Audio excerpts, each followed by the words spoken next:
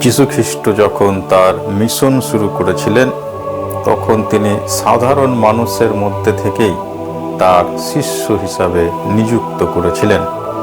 তারা ছিলেন মাছ ধরা জেলে, করগ্রাহক এবং সাধারণ শ্রমিক। যীশু একদিন সমুদ্রের ধারে আসলেন এবং সেখানে পিতর, আন্দ্রিয়, যাকব এবং যোহনকে তিনি ডাকলেন এবং তিনি বললেন যে তোমরা আমাকে অনুসরণ করো। তারা তখন সমুদ্রে মাছ ধরা ছেড়ে তাদের জাল ফেলে যিশুর অনুসারী হয়ে উঠল।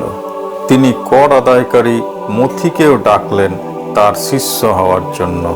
যীশু খ্রিস্ট তার শিষ্য হওয়ার জন্য তাদের বাহ্যিক যোগ্যতা তিনি দেখেননি। তিনি দেখেছিলেন সরলতা এবং সত্যের প্রতি আগ্রহ।